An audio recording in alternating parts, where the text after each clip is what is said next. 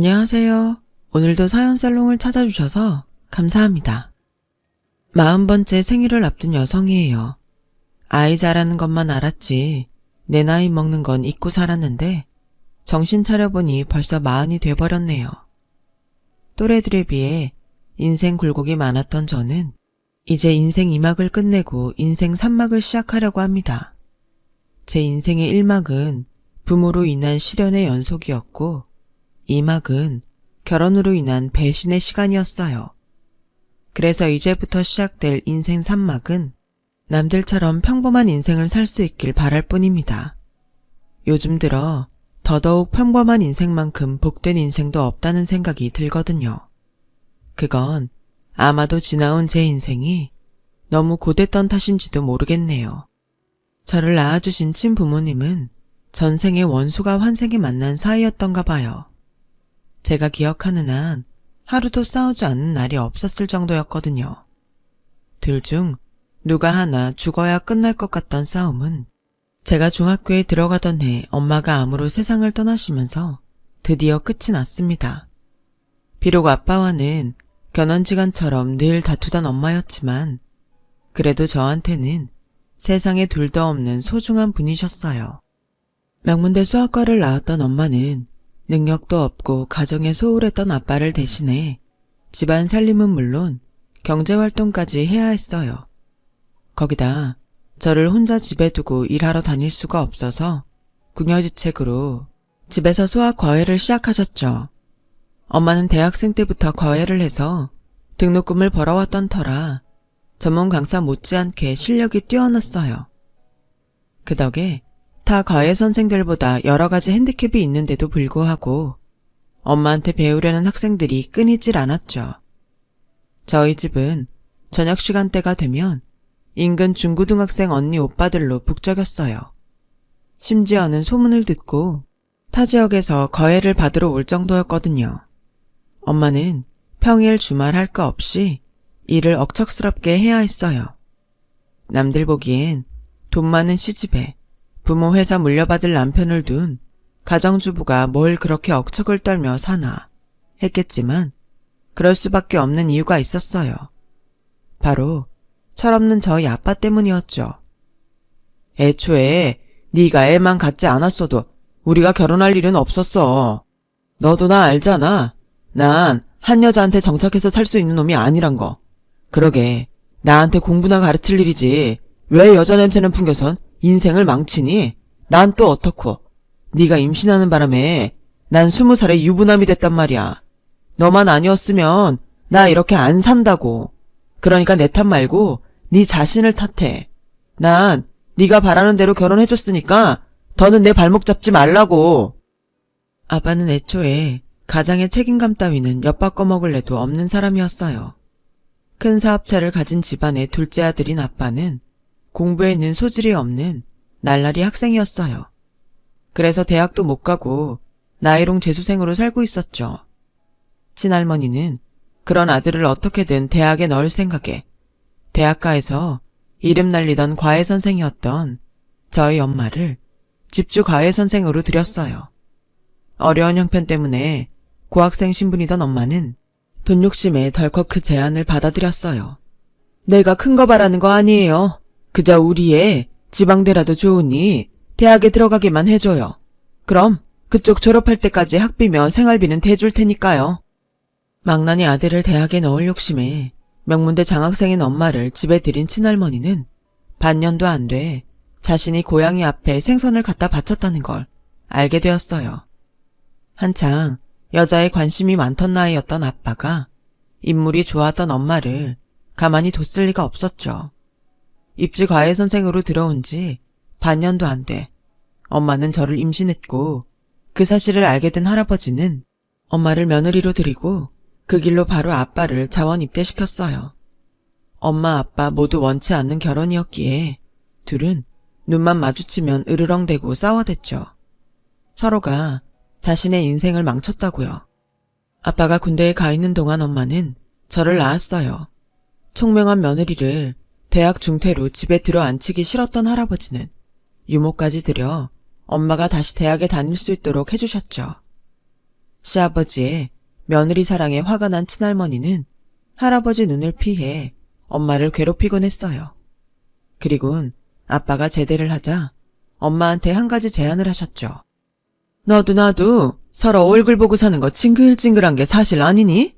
그래서 말인데 네가 내 아들 대학만 붙여주면 니들 분가 허락하마. 서울이든 지방이든 상관없다. 4년제 졸업장만 따게 해주면 내가 네 앞으로 아파트도 한 채 사주마. 어때? 해볼 맘 있니? 분가라는 말에 엄마는 아빠를 대학에 합격시키기 위해 사활을 걸었어요. 여자들이랑 나이트에서 놀 생각만 가득하던 아빠는 엄마의 노력에도 불구하고 공부엔 눈길도 안 줬지만요. 한창 놀고 싶은 나이인 거 나도 알아. 그래도 성인이라면 자신이 벌인 일에 대해 책임은 져야 하잖아. 우리 민정이 나 혼자 만든 애 아니야. 그러니까 당신도 아빠 노릇은 해야지. 당신이 대학만 들어가면 그날부터 나 당신 인생에 터치 안 할 거야. 바람을 피든 딴 살림을 차리든 절대 간섭 안 할 테니까 대학만 들어가자. 내가 책임지고 당신 대학 보내줄게. 아빠는 자기 인생에 터치 않겠다는 엄마 말에 그날부터 공부를 시작했고, 엄마는 쪽집게 과외선생 명성에 걸맞는 실력으로 꼴통 남편을 결국 대학에 입학시켰어요. 비록 서울에 있는 대학은 아니었지만 서울 근교에 있는 대학이라 아빠를 아는 사람들은 다들 놀라지 않을 수가 없었죠. 그렇게 엄마는 아빠를 대학에 합격시키고 분가를 할 수 있었어요. 하지만 친할머니가 약속했던 아파트는 결국 받지 못했어요. 아빠가 수업 일수와 학점 부족으로 제적을 당했거든요. 이미 가정까지 꾸리고 사는 아들을 남몰라라 할 수 없어서 할아버지는 아빠를 위해 회사에 자리를 마련해 주셨어요. 부모가 자기 때문에 체면 깎여가며 낙하산까지 태워서 자기 자리를 만들어준 걸 알면서도 아빠는 변하지 않았죠. 회사 일은 뒷전이고 놀러 다니기 바빴어요. 엄마한테 약속도 받았겠다. 아주 대놓고 여자들이랑 놀고 다녔죠. 그러면서 뭐라는지 아세요? 사람이 어떻게 밥만 먹고 사니? 가끔은 라면도 먹고 빵도 먹고 하는 거지. 네가 나랑 결혼했다고 해서 내 라이프 스타일까지 관여할 생각은 하지 않았으면 좋겠어. 정 억울하면 너도 남자 만나고 다녀. 잘못했다고 무릎 꿇고 싹싹 빌어도 모자랄 판에 아빠는 뻔뻔하게 엄마의 자존심을 긁었고, 그날 이후 엄마는 더 이상 아빠한테 기대를 하지 않게 되었어요. 그런데도 왜 이혼은 하지 않았냐고요? 바로 저 때문이었어요. 당시 엄마는 병원에서 이미 시한부 판정을 받은 상태로 언제 목숨이 끊어져도 놀랍지 않을 정도로 몸이 많이 안 좋았어요. 기적이 일어나지 않는 한 1년도 버틸 수 없는 상황이었으니까요. 그래서 변변치 않은 사람이지만 그래도 제 곁에 아빠를 붙잡아 두려고 안간 힘을 쓰고 참았던 거였죠. 그렇게 무책임하고 창피함도 모르는 아빠는 필요 없었는데 말이에요. 엄마는 아빠한테 자신의 상태를 솔직히 밝히고는 아빠한테 마지막으로 부탁을 했어요. 나 죽는 걸 무기로 구차하게 당신 협박할 생각 추호도 없어. 생각 같아선 암 걸린 것도 당신한테 비밀로 하고 싶지만 우리 민정이 때문에 할 수 없이 하는 거야. 당신이랑 나는 이미 오래전부터 깨진 사이지만 민정이는 아니잖아. 부탁이야. 우리 민정이만큼은 제대로 키워줘. 적어도 애한테는 추잡한 모습은 보이지 말란 말이야. 그 정도는 해줄 수 있지? 죽음을 앞둔 아내 앞에서 아빠는 마지못해 약속을 했어요. 하지만 3개월 뒤 엄마가 세상을 떠나자 아빠는 기다렸다는 듯이 집에 여자를 들였고 1년도 채 안 돼 재혼을 했어요. 새엄마는 정말 얕고 못된 여자였어요. 할머니 할아버지 앞에선 세상 둘도 없는 현모양처처럼 그렇게 굴었지만 저와 단둘이 있을 때는 완전 180도 달라졌거든요. 자신이 세워놓은 계획에서 조금만 어긋나도 잠도 안 재우고 괴롭혔어요. 용돈도 다 끊고 제 일거수일투족을 감시하며 피를 말렸죠. 말로는 훈육이라고 했지만 실상은 괴롭힘, 그 이상 그 이하도 아니었죠. 더는 이렇게 살 수 없어서 아빠랑 친할머니한테 하소연도 해봤지만 소용없었어요. 약은 새엄마가 평소에 얼마나 약을 쳐놨는지 아무도 제 말을 믿어주지 않았거든요. 어머님, 다 제가 부족한 탓이에요. 우리 민정이 밖에서 손가락질 받지 않도록 제 딴에 노력한 건데 애가 그 마음을 받아주질 않네요. 눈물까지 짜가며 연기를 하는데 정말 미치고 팔딱 뛰겠더라고요. 거기다 제가 훔치지도 않은 돈을 훔쳤다고 아빠한테 이르질 않나? 나한텐 연락도 안 해놓곤 가족 모임도 빠지고 나쁜 애들이랑 놀러 나갔다고 거짓말을 하지 않나? 집안에서 저를 도려내려고 온갖 폐악질을 해댔어요. 그러다가 저랑 말다툼이 있었는데 제 성질을 못 이겨 스스로 집안 살림을 던지고 그 바람에 손을 다쳐놓고선 때마침 퇴근한 아빠한테 달려가 울면서 제가 자기를 죽이겠다고 협박하며 일해놨다고 거짓말을 하지 뭐해요. 저는 절대 아니라고 억울하다고 항변했지만 아빠는 제 말은 듣지도 않고 뺨을 치더군요. 너 같은 건 태어나지 말았어야 했어. 너 때문에 네 엄마나 나나 얼마나 지옥 같은 인생을 살았는지 아니? 근데 이젠 새엄마까지 괴롭혀? 차라리 내 집에서 나가! 내 눈앞에서 사라지라고! 지금껏 단 한 번도 절 안아준 적 없던 아빠는 드디어 본심을 말하더군요. 아빠는 여전히 제가 당신 인생을 망쳤다고 생각하고 있었던 거예요. 그런 얘기를 듣고 나니 더는 집에 있을 수가 없더라고요. 그래서 그 길로 나왔어요. 지갑도 외투도 없이 집을 나온 저는 정처 없이 걷고 또 걸었죠. 그렇게 한참을 걷다 보니 처음 와보는 동네더라고요. 공원 화장실에 들어가 문을 걸어 잠그고 그날 밤을 보냈어요. 잠도 오지 않더라고요. 세상에 혼자 버려진 기분이 들었거든요. 날이 밝자 청소를 하시는 아줌마가 들어오셔선 밤새 여기서 잤냐며 집이 어디냐고 물으셨고 겁이 난 저는 미친 듯이 도망쳤어요. 그렇게 한참을 달려 도착한 곳은 재래시장이었어요. 어디선가 풍겨오는 구수한 냄새에 이끌려 가보니 시장통에 있는 백반집이더라고요. 전날 오전부터 한 끼도 못 먹은 저는 배에서 꼬르륵 소리가 들렸어요.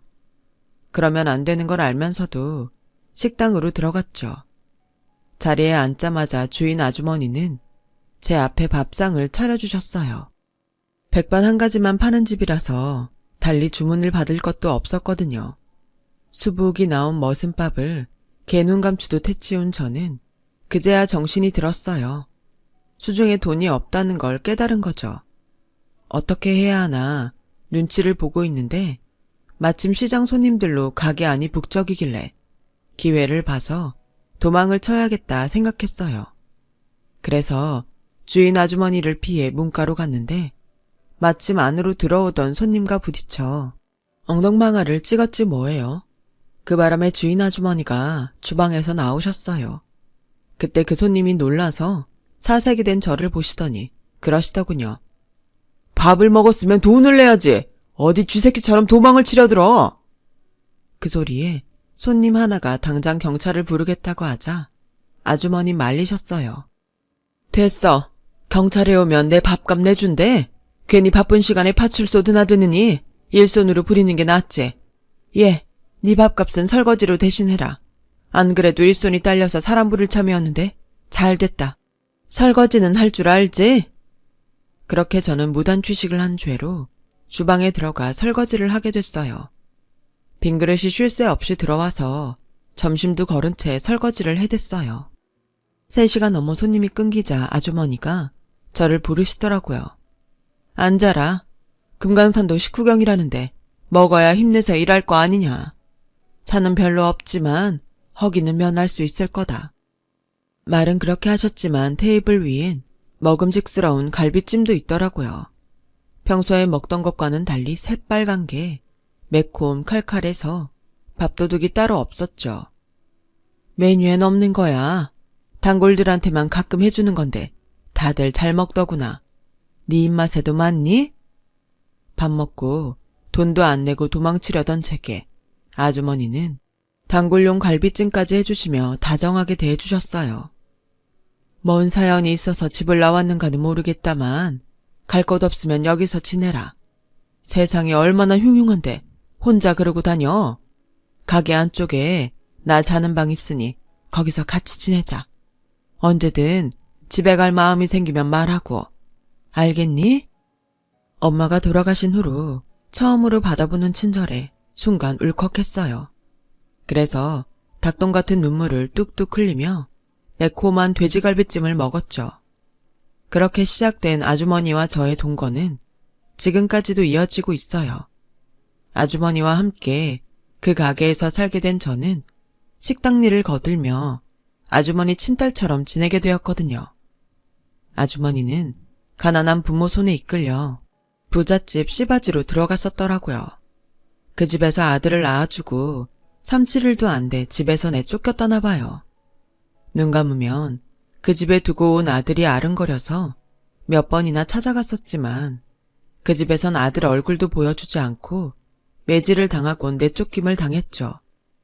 그러다 언젠가 찾아갔더니 그 사이 이사를 가고 없더래요. 그렇게 자식과 생이별을 하게 된 아주머니는 이 집 저 집 돌며 식당 일을 하다가 지금의 가게를 차리셨대요. 저를 보는 순간 오래전 두고 온 아들이 생각나 쫓을 수가 없었던 거죠. 어떻게든 살다 보면 사라지는 게 인생이다. 한마는 나도 살잖니. 공부 더 하고 싶으면 학교도 보내주마. 고등학교도 졸업 못한 제가 불쌍해 그랬는지 아주머니는 종종 그런 얘기를 하셨어요. 하지만 맨몸으로 들어와 얹혀 사는 것도 미안한데 그럴 수는 없었어요. 그래서 원래 공부엔 소질이 없었다고 둘러댔죠. 아주머니는 그동안 몸 생각 않고 힘든 일을 하고 살아온 탓에 온 몸이 종합병원 수준이었어요. 밤마다 끙끙 앓으셨고 드시는 약도 많았어요. 하지만 연세가 드실수록 상태는 점점 악화돼서 언제부턴가는 손마디가 아파서 젓가락질도 힘들 정도가 되었죠. 그래서 가게 일은 나한테 맡기고 좀 쉬시라고 했어요. 늦음하게 얻은 딸 덕에 60줄에 벌써 뒷방 늙은이가 됐구나. 미안한 마음에 장난처럼 이런 말씀을 하시는데 제 마음이 다 짠하더라고요. 그 사이 가게 장사가 손에 익어 내심 자신감이 붙었던 저는 아주머니의 특선 메뉴였던 매운 갈비찜을 정식 메뉴로 올려 팔기 시작했어요. 한창 매운맛에 빠져있던 사람들은 구름같이 몰려들었고 결국 가게를 확장해 본격적으로 매운 갈비찜 장사를 시작했어요. 혼자서 장사하기엔 힘이 붙여서 주방과 홀에도 직원을 여럿 두게 되었죠. 그러자 아주머니가 아픈 몸을 이끌고 나와 뭐라도 돕겠다고 하시길래 카운터를 맡기게 되었어요. 그렇게 맛집으로 소문난 우리 가게는 일반 손님들은 물론 인근 대학에 다니는 대학생들도 자주 찾아왔어요. 그 중에는 대학 졸업을 앞두고 공무원 시험을 준비하는 제 남편도 있었죠. 남편은 주머니가 가벼운 탓에 메인 메뉴인 갈비찜은 못 먹고 늘 백반 정식을 먹고 가곤 했어요. 그 모습이 안타까워 하루는 갈비찜 몇 토막을 접시에 담아 내주었더니 다음 날인가 선물로 머리핀을 하나 사다 주더라고요. 길거리서 파는 싸구려지만 그쪽한테 어울릴 것 같아서 하나 샀어요. 수줍게 핀을 건네고는 도망치듯 가게를 빠져나가는 남편을 보니 자꾸 웃음이 났어요. 안 그래도 눈길이 가던 사람이었는데 선물까지 받으니 왜 안 그렇겠어요. 그런데 아주머니는 남편이 마음에 안 드셨던 모양이에요. 저놈은 틀렸어. 눈빛을 보니 속에 은큼한 구렁이가 든 놈 같아. 괜히 저런 놈이랑 어울릴 생각 말어. 네 짝은 내가 제대로 된 놈으로다가 구해줄 테니까. 그때 그 말을 들었어야 했는데 사람 마음이 어디 그런가요? 연민에서 시작된 남편에 대한 마음은 남편의 끈질긴 구애에 사랑으로 변해버렸고 1년 넘게 연애를 한 우린 결혼을 하게 되었죠.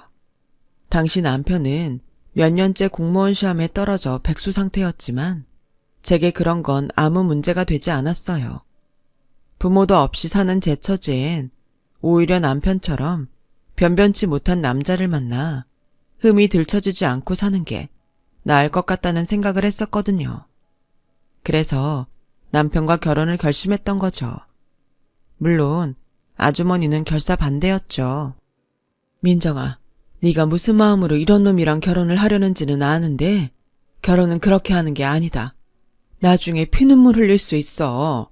그러니까 제발 마음 접어. 엄마, 멀쩡한 집에서 나 같은 애 며느리로 받아주겠어? 부모한테도 버림받고 고등학교도 못 나온 나를 사람 취급이나 해주겠냐고. 저 남자 가진 것도 없고 직장도 없는 사람이지만 그래서 더 내가 기 안 죽고 살 수 있는 거라고. 그러니까 저 사람 사위로 받아줘요. 그럼 이거 한 가지만 약속해라. 네 남편이랑 시댁엔 절대 네 친정 얘긴 하지 마라. 지금은 안 그런 척해도 나중에라도 그런 걸로 책 잡힐 거다. 엄마 말 알겠지? 남편은 제가 아주머니 친딸이 아니라는 걸 모르고 있었어요. 때가 되면 모든 걸 말해야겠다 생각하고 있었는데 아주머니는 절대 그 말만은 하지 말라고 하시더군요. 그래서 그러겠다고 했어요. 그렇게 저는 남편과 결혼을 하게 됐죠. 결혼 조건으로 아주머니를 모시고 살기로 했던 터라 신혼집을 구할 것도 없이 우리 집에 남편이 들어와 살게 되었어요. 어차피 남편은 직업도 없던 터라 신혼집을 구할 처지도 아니라서 처가살이를 반대할 처지가 아니었죠. 거기다 시댁이 워낙 찢어지게 가난해서 큰아들 장가 보냈는데도 10원 한 장 보탤 여력이 없었어요. 그러니 시댁에서도 별말 없었고요. 결혼 후 남편은 저를 도와 가게 일을 시작했어요. 단골 손님들은 남편 보고 전생에 나라를 구했냐면서 놀려댔어요. 제가 번 돈으로 시댁 식구들까지 먹여 살리고 있으니 왜 안 그렇겠어요?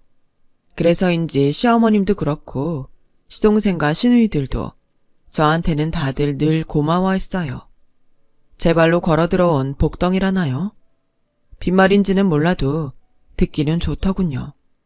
매운 갈비찜의 대박으로 대기 손님이 많아져서 근처에 분점을 내게 되었어요.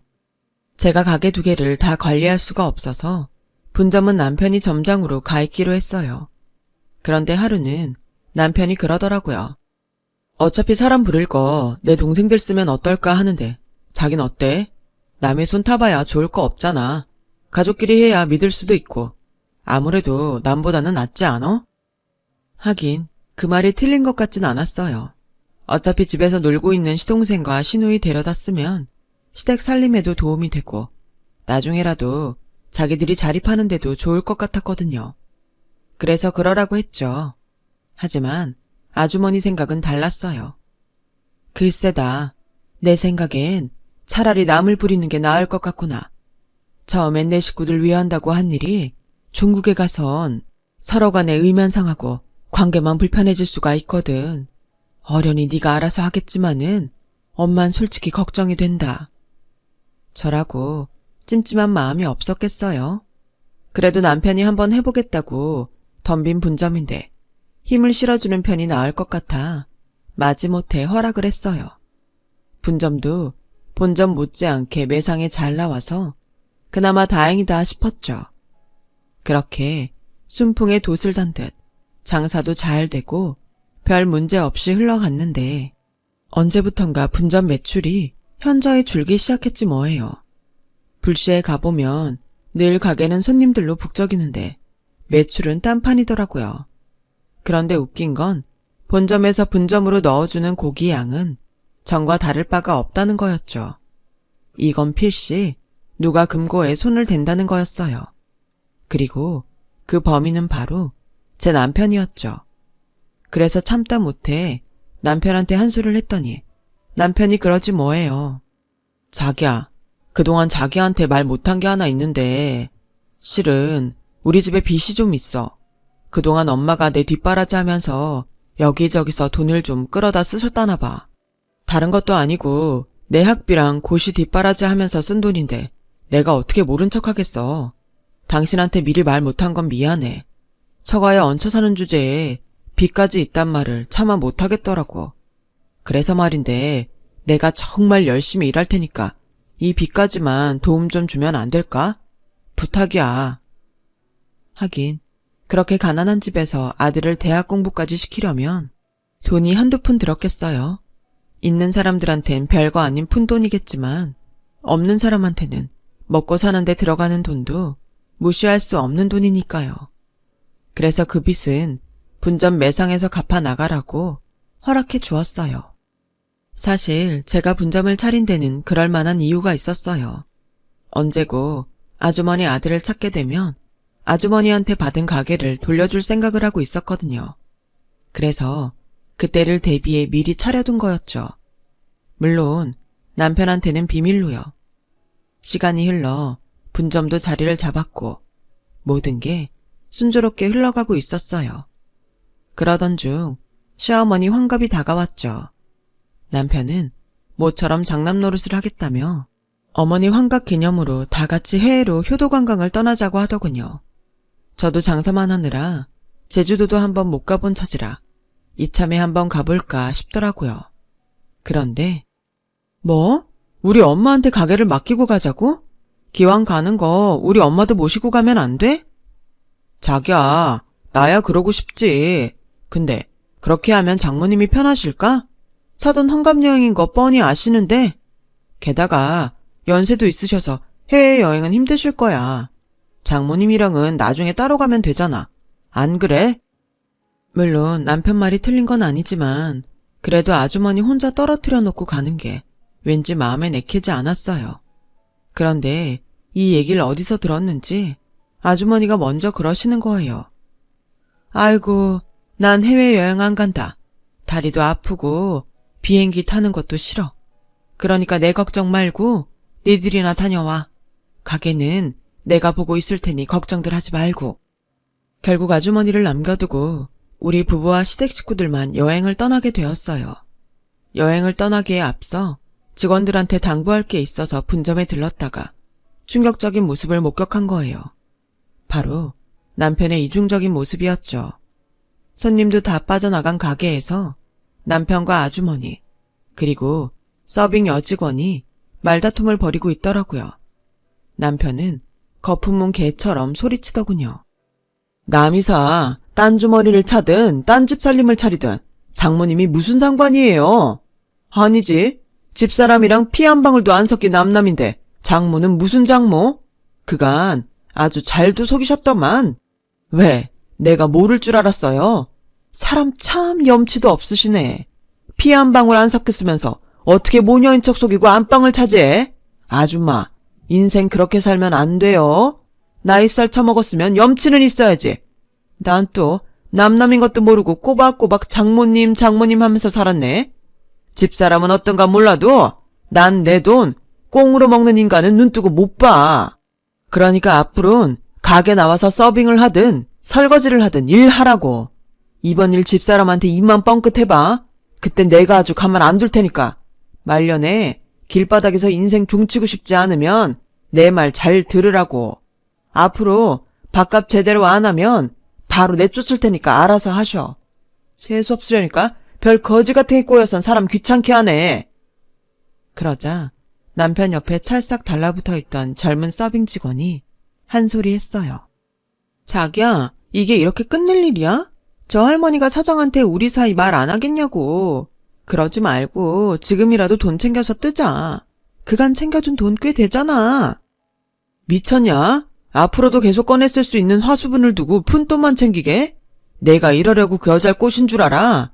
중졸에 애미애비도 없는 년? 내가 왜 몇 년이나 공들여 결혼까지 했겠냐고. 걔처럼 지가 꿀리는 게 있는 애들은 이쁘다 해주면 꼬리 살랑살랑 치며 평생 충성하는 멍멍이라고. 그때였어요. 아주머니가 달려들어 남편의 멱살을 쥐었어요. 에라이 쓰레기 같은 놈아. 네 놈이 이러고도 살성 싶으냐? 내 귀한 딸을 뭐가 어쩌고 어째? 네 놈을 처음 본 순간부터 이런 놈인 줄 알았다. 네 눈깔이 딱 그렇게 천하의 잡놈처럼 생겼더라. 남의 인생에 들러붙어 피 빨아쳐먹는 버러지 같은 놈아. 네 오늘 네 놈 죽이고 감옥 갈란다. 이 할망구가 뭐래? 잡놈? 버러지? 인생이 불쌍해서 봐주려고 했더니 어디서 함부로 짓거려? 잘 됐어. 괜히 입나불될까봐 걱정할 거 없이 이참에 정신병원에 쳐 넣어줄게. 그 말에 순간 빡이 돌더라고요. 뭐? 누굴 정신병원에 넣어? 그 전에 내가 너부터 깜빵에 쳐 넣어주마. 이 인간 쓰레기야. 거지 같은 인생 불쌍해서 받아줬더니 아주 네가 네 목을 발로 차는구나. 능력도 없어서 내 가게에 빌붙어 있는 주제에 가게 직원이랑 바람까지 피워? 그래놓고 뻔뻔하게 우리 엄마한테 협박까지 해? 이 썩을 놈아. 우리 엄마한테서 당장 그 더러운 손 떼지 못해? 이 은혜도 모르는 개자식아. 네 입으로 술술 불었으니 더는 들을 필요 없고 내 가게에서 구질구질한 니네 식구들 싹 데려가고 너도 당장 내 집에서 짐 싸들고 나가. 그리고 똑똑히 알아도 그간 거지 같은 너랑 네 식구들 먹여 살린 그 돈이 누구 돈인 줄 알아? 여기 있는 우리 엄마 돈이었어. 네가 그렇게 노리던 본점 점주가 바로 우리 엄마라고. 근데 누가 누굴 보고 일을 하래? 이런 배은망덕한 새끼야. 우리 엄마 돈 아니었으면 당장 입고 나갈 빤스 한 장도 없는 새끼가. 암튼 너랑은 더 할 말 없으니까 나갈 때 그간 네가 삥땅 친 돈도 고스란히 두고 나가. 안 그랬다간 네 형량 더 늘어날 테니까. 여보, 형량이라니 무슨 형량? 몰라서 묻니? 사기 결혼의 공금횡령. 네가 저지른 죗값은 받아야지. 남의 인생 망쳐놓고 입 싹 닦으면 그만인 줄 알았니? 어차피 넌 돈도 없으니 빵에 들어가서 몸으로라도 때워. 어디 한번 당해보라고. 그 길로 전 남편과 시댁 식구들을 가게에서 내쫓았어요. 그리곤 바로 변호사를 고용해 소송에 들어갔어요. 거머리 같은 그놈 빤스 한 장까지 탈탈 다 털 생각입니다. 다시는 인생 그따구로 못 살도록 제대로 정신교육 시키려고요. 서빙 여직원한테도 상간녀 위자료 소송을 걸었어요. 그랬더니 울고불고 용서해달라면서 그간 남편이 빼돌린 돈의 출처와 장부를 가져왔더라고요. 그 덕에 재판에서 유리하게 써먹었네요. 아무튼 이번 일로 깨달았습니다. 어른들이 아니다 하는 사람하고는 절대 결혼해선 안 된다는 걸요. 더불어 함부로 상대를 동정해서도 안 된다는 것도 말이죠. 제 사연 들어주셔서 고맙습니다. 여러분들의 곁엔 거머리보다 나무 같은 사람들이 많기를 바랍니다. 항상 건강하세요. 여러분, 사연 댓글에 응원과 현명한 조언 부탁드려요. 좋아요와 구독은 저에게 큰 힘이 됩니다. 오늘도 좋은 일 가득하세요.